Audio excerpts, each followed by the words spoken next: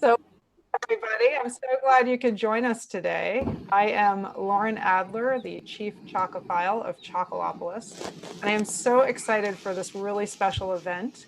The Cacao USA, those of you who know the chocolate making company in Brooklyn, New York, and also their parent company, Rizek Cacao, are here today. And they are going to give us a tour of their very special cacao farm in the Dominican Republic, La Magdalena. And this is just such a wonderful opportunity for us to travel virtually from our seats and visit the Dominican Republic. I know I've been looking at the pictures before you all arrived, and I wish I were there. So it's almost as good as being there, not quite. But with that, let me introduce our guests. We have today Daisy Polanco, who is the project coordinator, and she is so much more than that. Daisy makes sure everything is happening and sets these up and does so much more. Hi, everyone. Going to be joined by Max Wax, who is the VP of Strategy and Business Development, and his colleague, Elvis Reyes, who is the production manager. Hello, everyone. Welcome to La Magdalena. Hello, everybody. I'm going to turn it over to them to introduce themselves, but before I do that, let me just say that we have a lot of people on here today. So we're going to ask that you keep your mute buttons on. And we love questions, but if you could put them in chat just to minimize noise, feedback, and also to maximize the amount of time we have for asking questions, we'd really appreciate it. So Daisy and I will both be paying attention to chat, and we'll make sure that we get your questions in. So without further ado, let me turn it over to the Rizek team. I think Daisy, if you'd like to start, introduce yourself and let your colleagues introduce themselves, that would be great. Well, thanks, Lauren, so much. We're very excited for this webinar. So today we're going to be doing a taste of La Magdalena. And before we get started talking about what this estate means to us and why it's so special and why you guys have those bars in hand, those of you that bought the bars, I want to say a few words. Thanks to Lauren, of course, who always supports us in all of our online activities. My name is Daisy. I'm the project coordinator for Rizek Cacao, and I work with the cacao brand in the US as well. And on the other side of the cameras, we have Max and Elvi, who are the key members of this enterprise, I would say. So if you guys can introduce yourselves. Well, my name is Max Wax. Basically, I'm here trying not to bother all the other people who really work. And so I try to coordinate the efforts of those who are really knowledgeable about cacao. Elvi has been working with me for almost 20 years. Yes, I'm working much of cocoa preparation for exporting from fresh cocoa bean to dry. Yeah, he's our production and quality manager. And he's also the person responsible for part of the genetic research, which was necessary to build and to plant La Magdalena, the farm we are at right now. So without further ado, to give you guys some context of where we are today, we're going to show you a video that we pre-recorded like seconds ago, basically, of the estate. So let's roll the video. There is no sound on the video, but this is La Magdalena. This estate is located in the Sanchez Ramirez province in the Cibao region of the Dominican Republic, which is kind of in the center of the island. This estate is 1,500.4 hectares, which is huge for a cocoa plantation.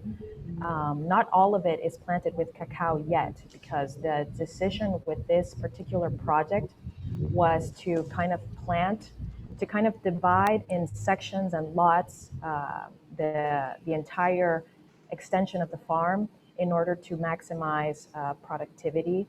So planting has been done in several phases. Among some of the crops that we have in the farm other than cacao are coconuts, banana, precious wood, and rubber trees. So there's a reason behind all of that intercropping, which we're going to get into as we move on with the presentation. But this is basically an overview to kind of have you guys virtually visit La Magdalena. And with that, Max, tell us about the geographics of where we are today.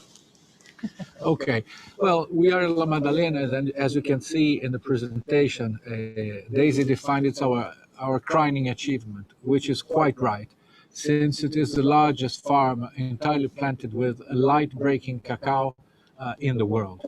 And this light-breaking cacao has a particular merit and value to it, since, as Daisy said moments ago, there was no cacao in the Dominican Republic. So all this cacao was brought into the island along several centuries, and this particular variety was deemed lost. And it took us almost 20 years to find a meager 10 trees that still survived of that variety. But let's go slowly. Here I'm in slide number 3. We are in the Sanchez Ramirez province, which is an ancient province of the Dominican Republic. The Spaniards were here in the 16th century, as there are gold mines, and there's still to our days exploitation of gold in this area. But our gold is different. So Sanchez Ramirez inside the Cibao region, as Daisy said, 1,500 hectares, which is probably the largest cacao farm in the Dominican Republic, and even in even farther in other countries. We have planted so far approximately 1,000 hectares, which is quite a feat. The other crops are coconut, cacao, bananas, and rubber trees, basically with the function of being shade trees. And the Brasiliensis is the rubber tree. Precious wood is mahogany, basically, and teak. The following slide, you can see La Magdalena. There's an arrow pointing at our location, so it's the center north of the Dominican Republic to the east of the Cibao region, not far from Cotuí. The history of this cacao. Well, we know from an Italian agronomist and botanist, Ciferri, that this cacao was brought into the Dominican Republic from Venezuela and Mexico in the two separate waves, one in the 16th and the other in the 18th century. From this botanist, we also know that this Criollo de Venezuela type of cacao was planted in Jaina and then in El Ceibo and Higüey. And exactly in El Ceibo and Higüey is where we could find the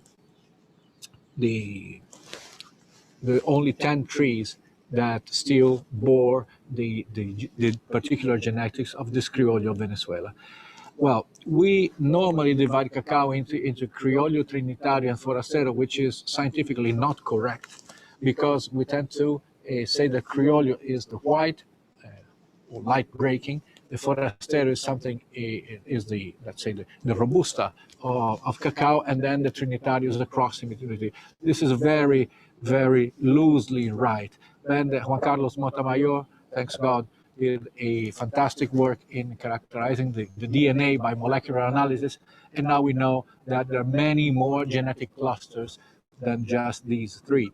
And in particular, the light-breaking type of cacao that was brought into the Dominican Republic and that it is now before you right now is composed of Criollo and Marañon. In the following slides, you can see the clusters that were identified by Juan Carlos Montamayor. And as you can see, the origin of cacao is scattered between the South America and Central America and Mexico. But digging a bit deeper into the genetics shows that probably with high degrees of likelihood, the original cacao is the amelonado coming from the Amazonian region.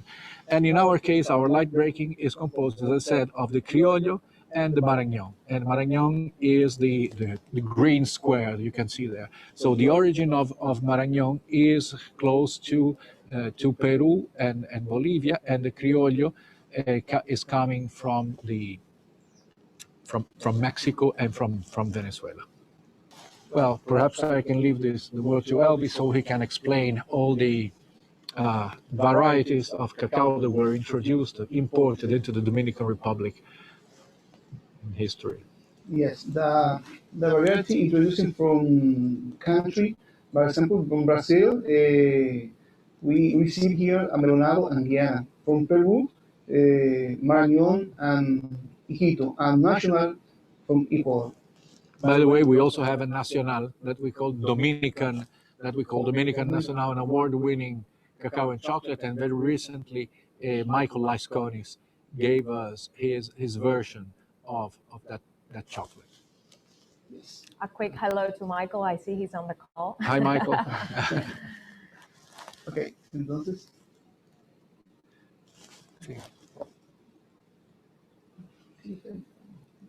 Well, the light breaking genetics, we have here before us clone 9, 11, 20, 32, and 79. Just a caveat. In cacao, unfortunately, the agronomists are not as fashionable as a grape growers and wine growers. So our clones do not have sexy names like a Cabernet Sauvignon, Merlot, or other things like that. We just have numbers, and that's very unfortunate. But we still have to call it 9, 11, 20, 32, and 79. These clones are, we call them clones, but you can call them plants if you prefer, are 100% light breaking. I don't know, you want us to break the pots right now? Let's break one pod number 9. As you can see, the shape of this type of light breaking cacao is very different from a typical African cacao or a melonado type. This is where we have to live vicariously and Let's open one. wish we were there. Está bonito, eh?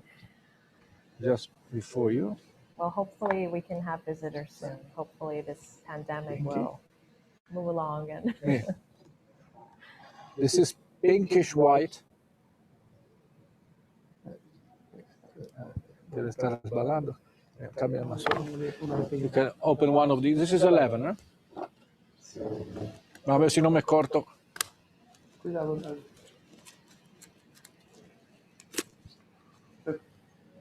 Está abriendo lo tuyo. Permite, estoy abriendo mejor. Luisa Mott is asking if the light refers to the Here we pod. are. And this is the 11. okay, we have a question. Yes. Does the light breaking refer to the pod or to the bean? To the bean. To the bean. To the bean. We're going to see why. Light breaking is a strange way of calling it white inside. Look. We have a variety from pinkish and totally white. I don't know if you can zoom in. Yeah. Again.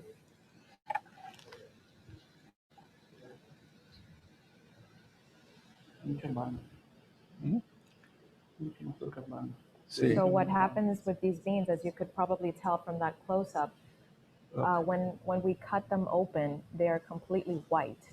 They won't have that purple color. Yes, and normal cacao would be purplish, very, very dark, almost brown or black. And this, as you can see, we just have a hue of pink in one, and the rest is How many of ebony them, or white. what percent would have So that? basically, pink? this is a very sought-after type of cacao because it tends to disappear. It's a somatic characteristic that disappears when it crosses with other varieties. So it's like basically blue eyes or green eyes or gray eyes. If you mix people with different colors, the darker colors tend to prevail. So this type of cacao tends to self-destroy itself, like in Mission Impossible. So what was your question, Lauren? Sorry. I was just asking, you have that pink one in there, and I'm curious Beautiful. if those pinkish ones, like what percent of Yeah, dale otro those, zoom. and does that affect fermentation, or how do you handle those, or are they going to taste the same? Okay, se ve, no? So why is there a difference with the pink and the white?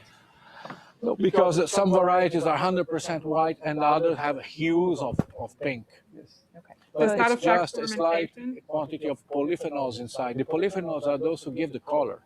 Because the polyphenols are like pigments. Does that affect fermentation? That does not affect fermentation, but it renders the fermentation unnecessary or less necessary. Because when you have the polyphenols, you need to oxidate them in order to let's say, avoid part of the very pungent smell and grassy flavor. So you need to ferment, you need to oxidize, you need to activate a enzyme called polyphenol oxidase, which is naturally inside the beans, but must be activated with oxygen and fermentation. Whereas in this type of cacao, the quantity of polyphenols and astringents is very, very limited. So that allows us to have much shorter fermentation and hence to preserve all the fine flavors and aromas. Hey, Daisy, we have a few more questions. Again, there we are. Ask Max. Now, under the effect of normal oxidation, this white will become a slightly darker, will take some sandy, very sandy notes in terms of sandy hues in terms of color with time. And of course, during roasting, they will be roasted, so they'll pick up some caramel color. However, even a 90% chocolate made with this type of beans will look like a milk chocolate in terms of color. And the taste is very particular, is very caramel, nutty, and fruity type of flavor. And also it allows the fermenter, the preparer, the cook, to do very short fermentation and very high percentages. So putting forth the taste of the cacao in a very decisive and incisive manner. So you guys can sit down now. Oh, thank you. I have a question from the audience. Is there any culinary use for these fresh, unfermented beans? Elvi was talking to us about that earlier. What can we do with these unfermented beans? Culinary use? This is only for yeah. unfermented What beans. use could we? What could they be used for? For unfermented beans. Yeah, this like the raw. If we dry these beans only for cocoa butter and powder, no for quality. And well, before we were talking about using the pulp for other uses. The pulp we can use vinegar. for vinegar, also for alcoholic drink, sweet candy, like jalea, ¿cómo se dice en inglés? Jelly. ¿Qué más? And juices. And juices?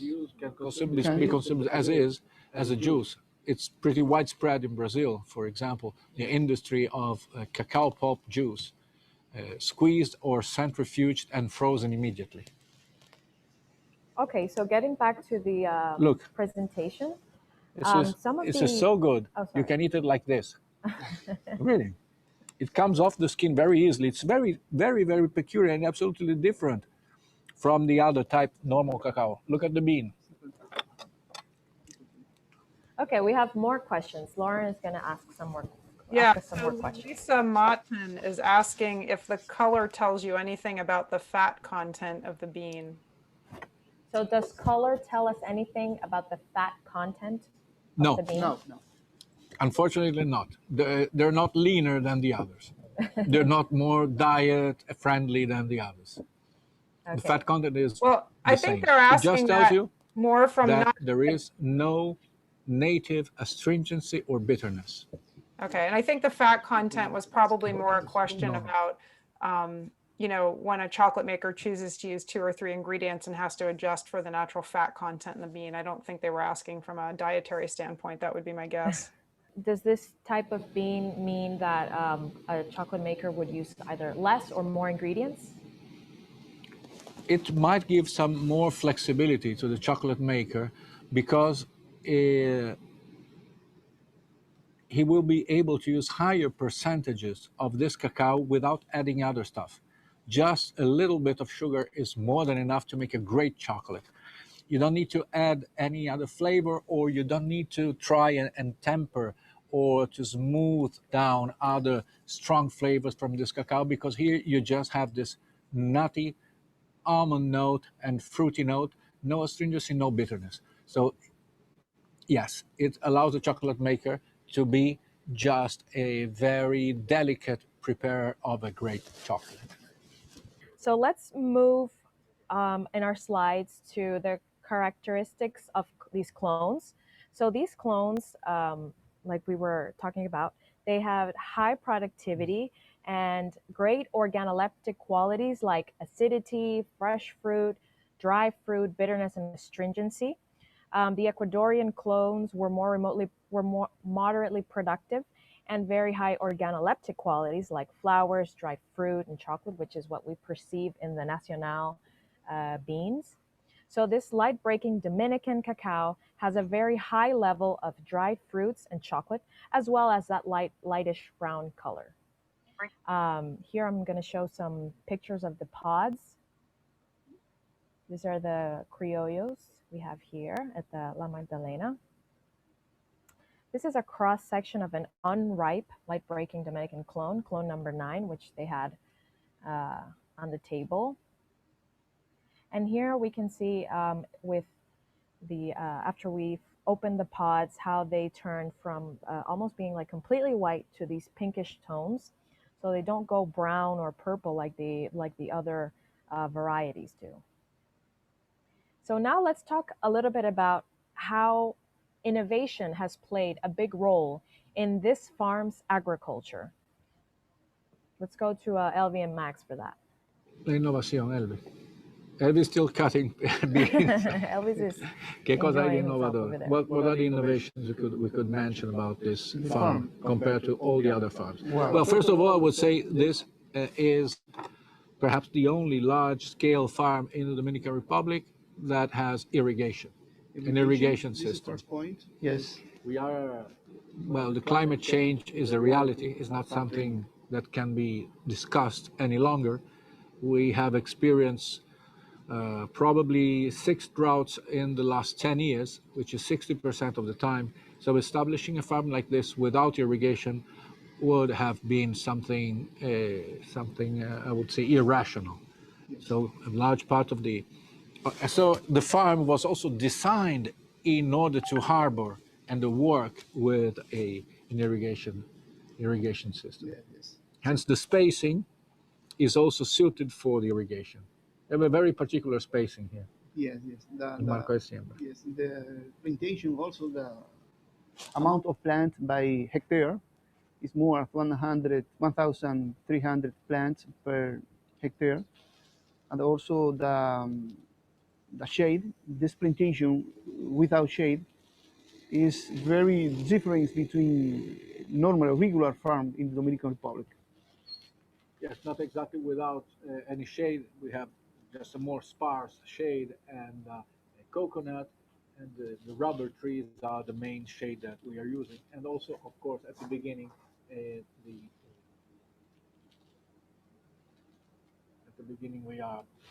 we use the platanos for shade. But the other particular characteristic of the farm is the spacing. We have a double line of cacao at approximately 2.2, 2.3 meters, and slightly offset, and then an aisle of 4.5 meters to allow for mechanization for the tractors to pass through the farm and allow a circulation of vehicles and goods and cacao. And also this spacing allows for us to have a mechanical pruning. This mechanical pruning does not replace entirely the manual pruning, but it allows us to give the plant its structure of inverted cone structure, which is exactly what we want. Yes. Mm-hmm. So our target.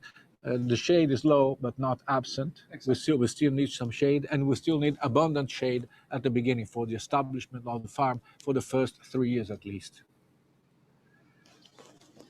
Okay, the harvest time. This is also particular. Yes, also particular because normally harvest in Cocoa Dominican regular is between March to July. This type of cocoa is between April to August or September normally. Yeah, 6-7 weeks offset. Yes, between the normal cacao. Yes. I have another question from the audience. So besides pruning, what else is done manually on the farm, or is everything mechanized? Well, the pruning is done manually. The harvesting still is done manually, but instead, for example, of having the pods loaded on a horseback in the baskets and taken to somewhere where they are opened by hand. We put it into totes that are collected onto the bed of a tractor and taken to a pod breaking machine. So we try to make things more efficient. However, good husbandry, decision making, and technicity is absolutely human still, and will be for the foreseeable future. Okay, so Elvi, you can continue to tell us about harvest here in La Magdalena. Okay, then the harvest is, we collect every 15 to 20 days, in the moment. And then, like Mark explained, all this pod transport to a place, in one place. And in this place, we, with machine, breaking the pod and go to fermentation process immediately. No more than 6 hours between the breaking pod to start our fermentation process. So everything happens in a very seamless and quick manner in order to preserve the freshness of the fruit. Yes. So between the harvest and the pod breaking, we might have less than 1 day. Yes, this. And then from the pod breaking to the fermentation, less than 6 hours. Exactly. Then another point, good point is this cocoa start the harvest when the regular harvest is nearly finished. Exactly. This is very, very important for us.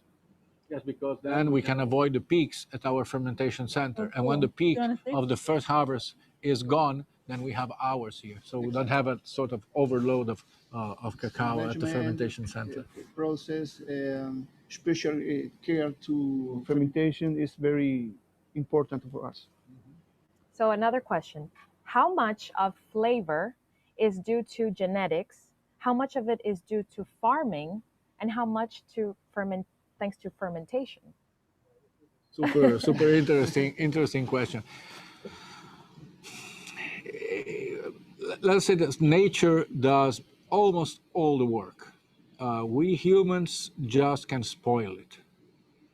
But by spoiling it, we can be, really have play an important role negatively. So bad fermentation really can ruin the best of genetics. Now, there is no fermentation that is able to disguise a bad cacao and make it appear a good one. In other words, fermentation and the person who prepares the cacao needs to understand what is happening into the genetics, what are the flavors or the precursor of flavors that are already present, and how to tune the fermentation in order to enhance, to put forward, to pinpoint the best characteristics of the genetics. That said, there are some flavors that are developed through fermentation and others that are absolutely in the genetics, in the metabolism of the plant, that are already there, that no fermentation will be able to create them. And those flavors are the fine flavors, which means the floral notes and some of the nutty notes. Mm-hmm. Those cannot be created by fermentation. They can only be destroyed by fermentation. So that is why when you speak of fine flavor, and the ICCO defines the fine flavor in the Annex C, it bases its selection upon the genetics. Because if the fine flavor are not there, you cannot create them. That said, if you don't ferment them properly, they can all be destroyed alongside the rest of the process. We have to mention here the particular nutty, creamy caramel note, peanut note. Those are probably genetic. In the Dominican Nacional, the flower note, which are due to linalool and geraniol, are also genetic. However, some very interesting fruity acidic, I would say, in the pineapple and orange area of a more traditional UF and ICS clones are developed during a proper fermentation. So you can absolutely tune those flavors during fermentation. So I have not answered to the question, but I have given a bit of a sense of how complex and manifold the answer to the question is. Okay, well, I just want to remind everyone that if you guys have more questions, you can type them in the chat. I'm checking it. And I think that we can taste now. Yeah, let's Right? taste. That's It's the whole about time. purpose of this. Yeah, I like to taste chocolate from the highest percent to the lowest percent because I like to start with the least sweet. I find that if I start too sweet, my tongue gets kind of, cluttered up with a lot of sugar. And so for me, it's easier to start at the high percent. So I think today we're going to start with the 90%. So those of you who got your chocolate bars, let's open the 90. I think many people on here know how to taste chocolate, but there may be some new people. So let me just briefly do a little bit here to remind you that you want to use all 5 senses. You want to look at the chocolate. You want it to look nice and shiny. You don't want it to have like the light brown kind of streaks on it. That means it's been exposed to moisture or heat. And this is my tasting on steroids. So we're going to go very fast here. You want to snap it or break it in half. Hear a nice snap sound. That means it's well tempered. There's lots of cocoa butter in there. Rub it between your fingers under your nose and take small sniffs and think about what you're smelling, because smell is a really important part of taste. If you were to plug your nose and taste, all you would get would be tongue tastes, which are bittersweet, salty, sour, and umami. But when you have when you're in, bringing your sense of smell to tasting, all of the aroma molecules will also, go up your nasal cavity and help your sense of taste. So make sure to sniff. And then when you're ready to taste, put it in your mouth. Don't chew. Just let it melt and move it all around the inside of your mouth. There's a couple reasons not to chew, but cocoa butter, which is the fat in chocolate, melts at about your body temperature. And so if you chew, it doesn't have a chance to melt, and the cocoa butter is what disperses the flavor in your mouth. And then of course you'll eat more too if you chew. So go ahead and taste this 90%. And then please, I hope usually we get a lively discussion going in the chat. So we'd love to see your comments and thoughts on how this tastes in the chat. Let's see, Sarah Roberts says it has a very acid forward flavor and very smooth. Okay, and this is on the 90%. Can you hear us? Yes, we can hear you. Can you hear us? We have a comment. Yes, we have a comment saying it has a very acid forward flavor, very smooth. Let's see what the experts say here about the chocolate. Okay, the 90% is very creamy, acidity, intense in the tasty moment, fresh fruit, present coffee flavor, typical note of chocolate. Okay, bitterness note like a walnut and nutty taste. I don't know if according with our. What? Sorry? I don't know if that is according. If the others agree, yeah. What do you flavor. taste, Lauren? The scriptors. Well, I see people very shy in the chat. Only Sarah was commenting. I actually don't have the 90%. We had a little UPS problem, so I don't have the 90%. I've got okay right now. So unfortunately I cannot give my feedback, but I'm very curious what others think. So Sarah, we've got yours. Anyone else? I guess one thing I'd like to know from Max and Elvie and you, Daisy, is with the 90, the 70, and the 68%, do you change the manufacturing process for them, or is it the same manufacturing process, just more sugar added? Yeah, so we have a question. That's a great question. Why do we have these 3 percentages essentially of the same cacao? Yeah, well, the chocolate maker was looking for the right proportion between cacao and sugar. Also, by changing the percentage of cacao, he was looking for the sweet spot between the solids and the fat. We are at the very beginning, so we have first the 68, 70, and 90. So we are a bit experimenting in looking for the gold standard for this farm. So we are here sharing with you our first experiments. To tell you frankly the truth, our partner in this farm, which is a German company, has not even yet received any beans from this farm, and they have not made their chocolate yet. So we're quite ahead of the game by having 3 chocolates.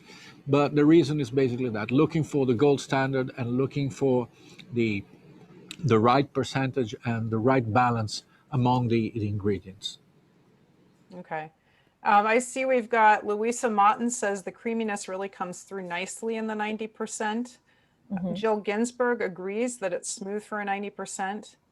Edward Landreth, unfortunately his was a little bit melted in transit, but that he says he agrees with the other descriptions. He's getting acidity with surprisingly low astringency, very creamy, and the walnut skins of astringency. We'll get those replaced, Edward. We're sorry that UPS was not careful with your package. But yes, I agree with the other notes about the creaminess. If we can continue on to the 70%, but if you guys have any more comments or questions, whether about the chocolates or about the estate, we can, you can continue to write that in the chat. So let's open up the 70%. 70% La Magdalena. We're very proud about this particular bar because it's been on sale for a very short period of time, and it's already won 3 awards. We won the Bronze Award at the Chocolate Alliance, the 2020 awards, and then the International Chocolate Awards. It won silver during the Americas category and silver during the World Final. So we're very proud of this bar. Let's see what you guys have to say about it. Let's taste. I think people are also enjoying the scenery because Sarah Roberts says it is lovely there and the chocolate is delicious. Well, the scenery in Seattle, I mean, we're having a reasonably nice day, but it's pretty chilly here and it's been rainy lately. So yeah, I mean, we've been kind of lucky today. It was really sunny when we first got here. Then we had some rain and we had to run, run for the hills. And now it's still a little bit cloudy, but as you can see, it's still very bright. We're all squinting here.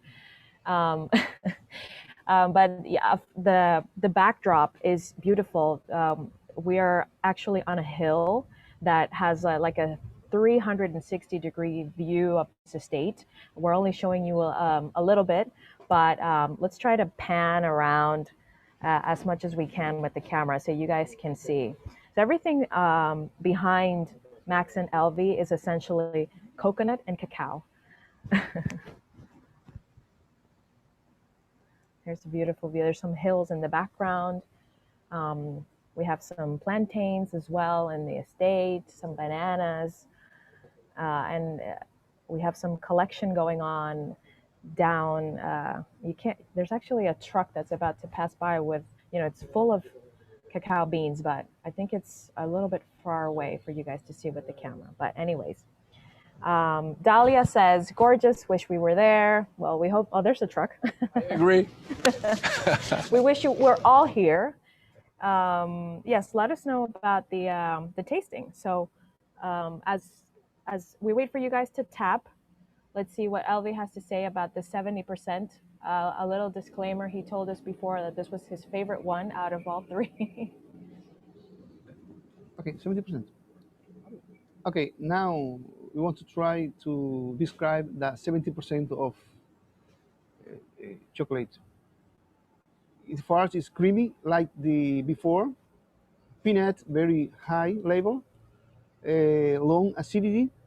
Coffee note is very prominent. Herbaceous. Herbaceous note. I don't know if you detected that. Yes, it's very also prominent. Walnut, like a bitterness, and other nuts like fruity, very fruit, caramel, and vanilla. I think it's very, very good. For me, it's better. Okay, well, Lauren says, on the 70%, I'm getting some cooked raspberry notes, a hint of banana, and walnut skin. Walnut skin, yes. Max got that too. So you had that in common.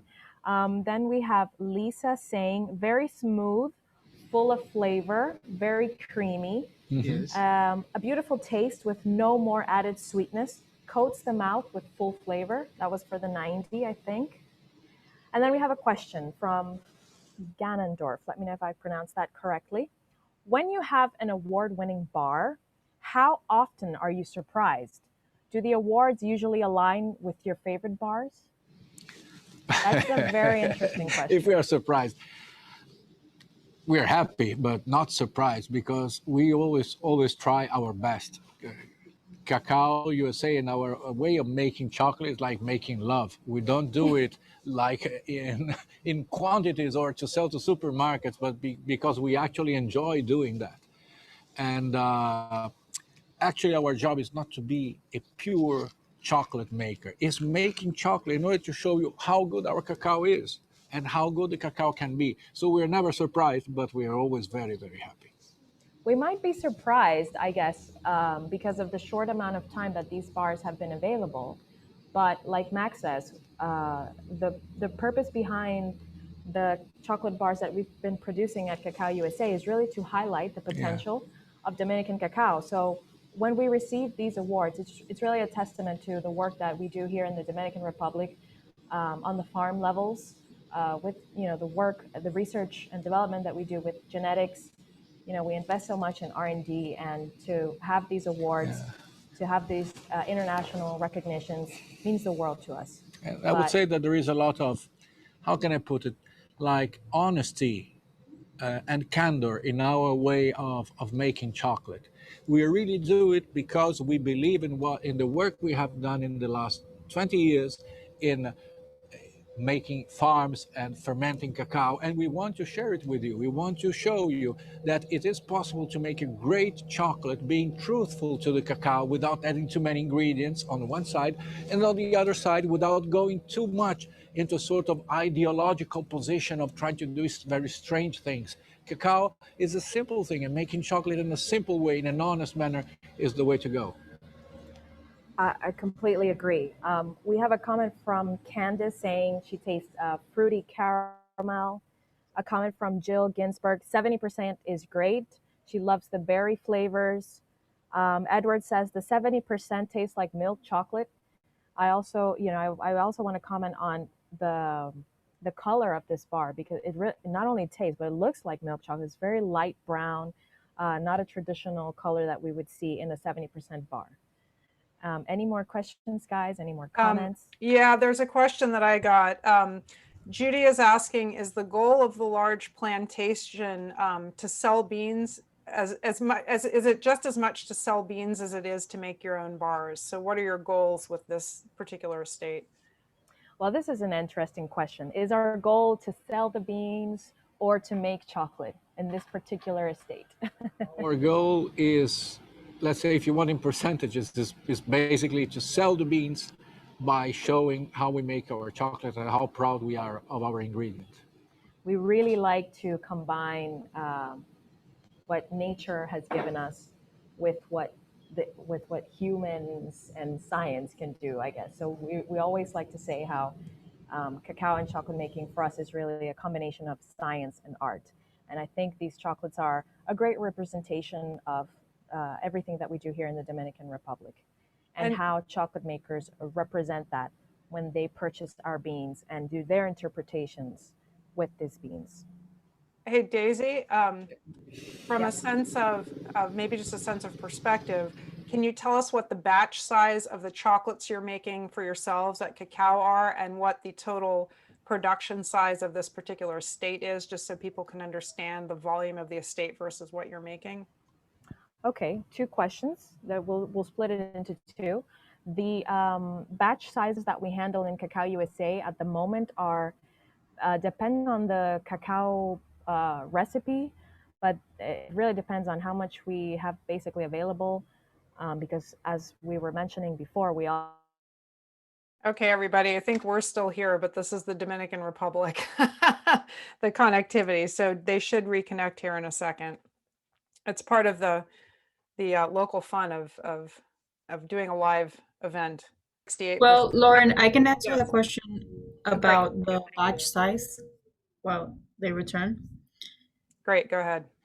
So we're doing small batches of, we started doing 25-kilo batches in the store. We now are producing about 35-kilo batches. Okay, So so it's small batches. 25 to 35 kilo batches in the store. Yeah. And then what does this estate produce in terms of cacao? Well, the estate is very new. It's Oh, we're it's back. Oh, Nadia's on mute now. Okay.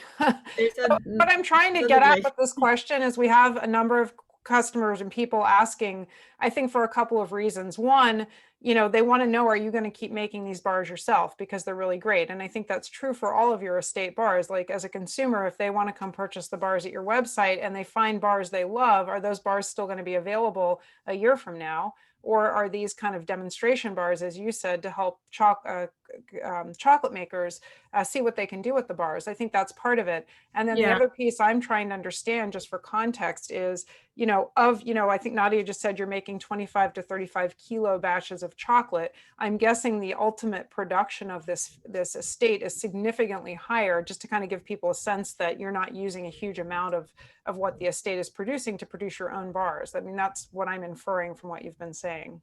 Yeah, so basically we try to have we opened the store and it was a test. We basically started playing with chocolate, doing testing out different recipes.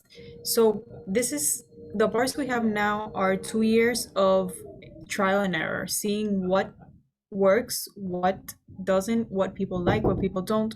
But basically everything we've done until now is has been a trial and error, and we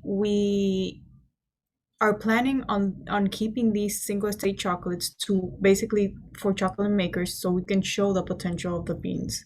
So we plan on keep doing them. Maybe there will be different variations in flavor, different, because that's part of showing the potential of the beans to the chocolate makers, what they could achieve with these beans. But we always assure the same and consistent quality. Thanks, Nadia. And just so everyone knows, we didn't eat, Nadia Rizek is here as well. She also is with Cacao and Rizek Cacao. So they know why you're answering the question. Okay, let's taste 68%. Oh, and I'm just going to say, while we're tasting, I just want to say that Dahlia Graham from Fruition Chocolate is on the call. And Dahlia says, we really appreciate the attention to detail that you've put into your work at Rizek Cacao to provide quality cocoa beans and cocoa butter to the craft chocolate market. So I know Fruition uses I think quite a few, or I know at least the Bejucos, and I'm not sure, Daisy, what else is Fruition using? Or Dahlia, if you want to tell us, that would be fine too. Well, So maybe Dahlia would like to tell us, but they use our cocoa butter, and they also purchased our Los Bejucos denomination of origin beans, and they did a 77% chocolate bar. I think it was a limited release, but hopefully it'll stay on longer for them. We did a tasting actually yesterday at our Santo Domingo offices, and it was a huge hit. So we hope to get more. Fruition and Cacao in the same chat. Yes. Thanks, Nicholas. Fruition's interpretation of bejucos is a great example of what we did our own bejucos bar, but which Dali and Brian at Fruition had such a different, unique interpretation to it, and we love seeing this. We love seeing how chocolate makers have different interpretations to our beans. Yeah, I've had the chance to try both, and they are very different bars of chocolate. If I didn't know they were from the same farm, I would never know. So I think it is a really wonderful example of how a chocolate maker can really bring their own personality and palate to beans. Oh, and Brian's here. Hi, Brian from Fruition as well as with Dahlia. Hello to you both. All right, let's try the La Magdalena 68%, shall we? Let's taste. So please put your comments in chat as we taste this one. We want to hear what people think. The most striking difference for me starts from the color. As you can see, it's noticeably darker compared to the others. And this is due to two factors: a lower percentage of an ingredient that is whitish or clear, and the roasting was probably a bit more violent, thus to say. So this has, in our opinion, created more burnt caramel notes. We have lost the typical creamy note, and we have lost part of the fruitiness that we had in the other percentages. Yes. You agree? Low acidity.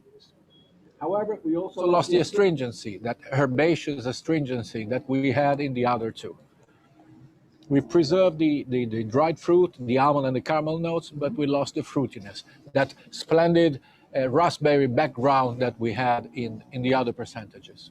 Anyway, it's good too, but the 70% is. In our opinion, this better. is inferior to the others. Yes, yes.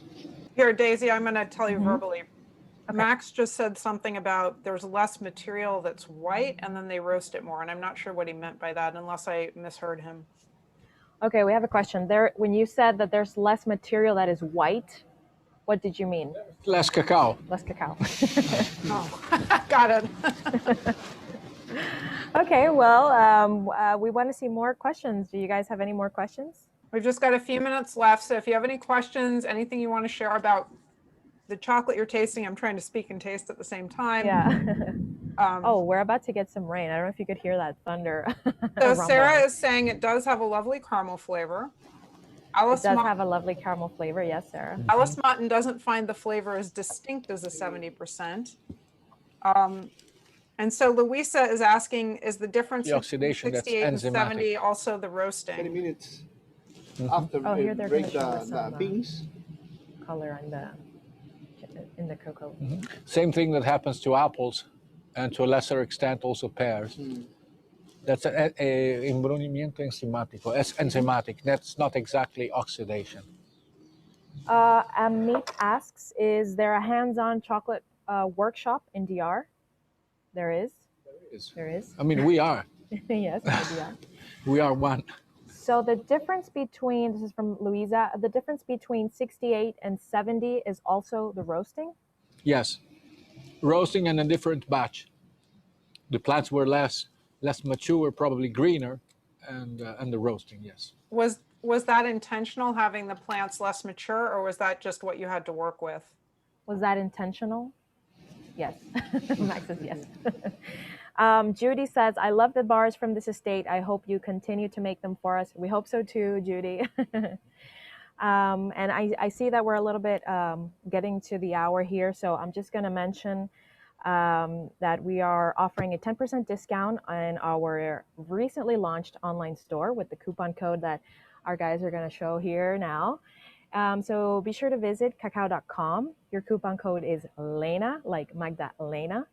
You can enter that at checkout for a discount. I think it's actually a 15 rather than a 10. And since we have Fruition, Dahlia and Brian on the call, I want to make sure that you guys tune in this Thursday to our podcast, Cacao Culture, where there are featured guests. And we're going to talk about Los Bejucos, denominations of origins, the work that they do with cacao farmers, how we got to working together, which was thanks to the beautiful nudges of Marcel Priscilla, who also co-hosts that website. All right. Well, I just want to thank everybody for coming. Thank you so much to Max, Elvie, Daisy, and the entire team at Rizek and Cacao. This has been really wonderful. I really do feel like I have been living vicariously and transported to the Dominican Republic. And I always learned so much from all of you, particularly Max and Elvie, certainly around cacao and chocolate. And for those of you who enjoyed this, if you are not already part of the Chocolopolis community, please go to our website, www.chocolopolis.com, and sign up for our mailing list. We do events usually once a month. I'm probably going to take a break in July and August because it's kind of hot for shipping chocolate around, but we do have some really interesting ones that we're working on for the fall. And I hope you will join us. So thank you guys. Thank you so much. And Nadia as well. Thanks for joining us. And Brian and Dahlia, great to see you as well. And I see Elvie is taking a photo of the entire Elvie is taking a picture of all of you guys. Thank you very much for being with us today. We really wish it was personal. You are welcome to come and experience this with us next time.